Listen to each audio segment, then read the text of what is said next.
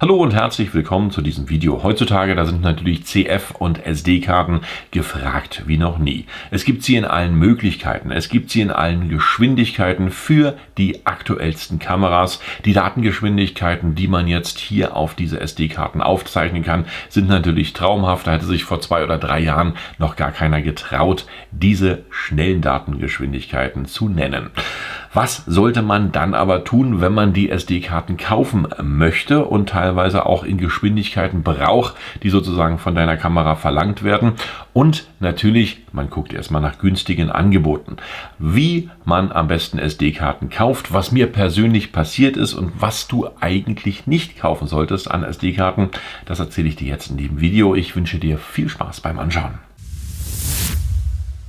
Am Anfang natürlich erstmal die Situation, was ist passiert. Ein Freund hat mich angerufen und hat mich um Rat gebeten, der sich wiederum eine neue GH6 gekauft hat von Panasonic. Das ist eine schöne Kamera. Gibt es auch noch ein Video bei mir auf dem Kanal. Und der brauchte natürlich dafür SD- und CF-Karten. CF-Karten wusste er schon Bescheid, da gab es Empfehlungen von Panasonic. Bei SD-Karten ist es dann immer relativ kompliziert, bei diesen schnellen Geschwindigkeiten für die Kameras das Richtige, aber auch günstig zu finden, weil es soll ja auch nicht so teuer sein. Okay, wir haben uns entschieden für V90, also das schnellste, was momentan bei SD-Karten möglich ist. Und dann habe ich natürlich Amazon angemacht und erstmal verglichen und geschaut, was da sozusagen an SD-Karten so angeboten wird. Es gibt eine Menge, da muss man sich natürlich auch schon drauf gefasst machen und es ist auch sehr unübersichtlich. So, was wurde gemacht? Es wurde natürlich erstmal geguckt, aha, V90 Geschwindigkeiten so zwischen 250 und 300 Mbits im Lesen und Schreiben, alles gut, alles schön. Wir haben dann soweit so einige gefunden und haben natürlich auch günstige Angebote gefunden und überlegt, holla die Waldfee, also 1 Terabyte für circa 40, ich glaube 45 Euro. Und dann noch V90 in so einer schnellen Geschwindigkeit, also wenn das sozusagen wahr ist, ist das natürlich ein super Angebot. Manchmal gibt es bei Amazon diese Angebote und manchmal hat man da echt Glück. Gut, okay, bestellt die ganze Geschichte, nach einigen Tagen kam die Karte dann auch hier an. Und was soll ich euch sagen, würdet ihr auf Anhieb erkennen, welche Karte jetzt die absolut beste und schnellste ist? Natürlich nicht. Man glaubt, das, was draufsteht, ist natürlich auch drin. Mit der Lieferung hat super geklappt. Karte ist professionell verpackt angekommen hier in so einer Tüte und gleichzeitig natürlich auch noch in so einer Schutzhülle. Und wenn man denn die Karte auspackt, dann steht alles drauf, was man von dieser Karte verlangt. Ihr seht schon, machen wir mal den Autofokus besser.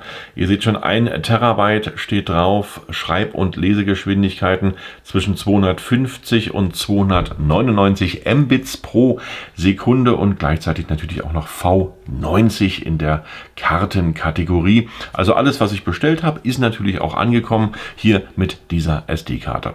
So, jetzt muss man natürlich am Anfang auch schon mal vorsichtig sein, wenn man dieses Produkt im Internet sieht und es ist nicht von allen Seiten fotografiert, weil wer schnelle Karten braucht, der wird auch wissen, dass bei diesen ganz schnellen SD-Karten die Rückseite eigentlich ganz anders aussieht. Warte mal, gucken, so, ob man das so sieht. Ja, also es spiegelt so ein bisschen.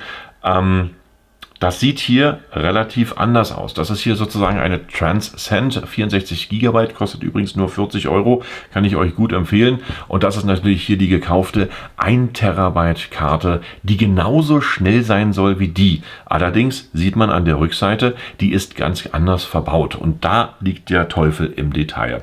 Das heißt, wer die Karten jetzt im Internet sieht, dass hinten nur diese eine Reihe verbaut ist und angeblich soll die richtig schnell an Geschwindigkeit haben.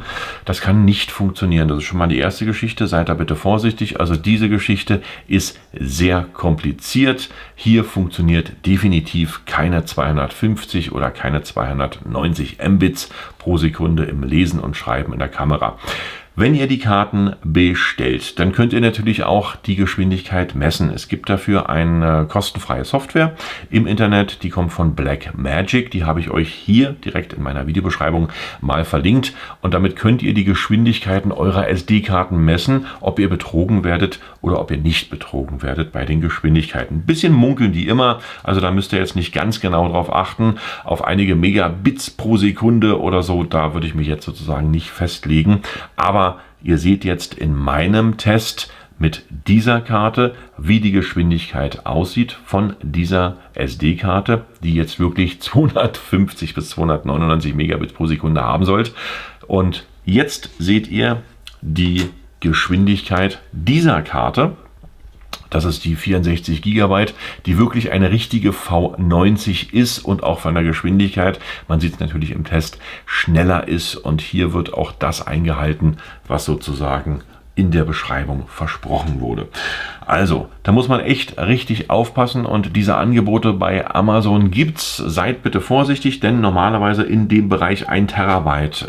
Bei diesen Schreibgeschwindigkeiten liegen die Kartenpreise bei circa, da kann man sagen, 350 bis 500 Euro. Das ist wirklich eine ganze Menge Geld, was verlangt wird für diese schnellen Karten. Und wenn du dann ein Angebot siehst, was zwischen 40 und 50 Euro liegt, da solltest du dann schon richtig misstrauisch werden. Ja, ich habe es jetzt mal so gemacht, weil ich dachte, Mensch, vielleicht ist es ja was. Bei Amazon gibt es ja auch manchmal wirklich richtig gute Sonderangebote und vielleicht hatte ich immer Glück.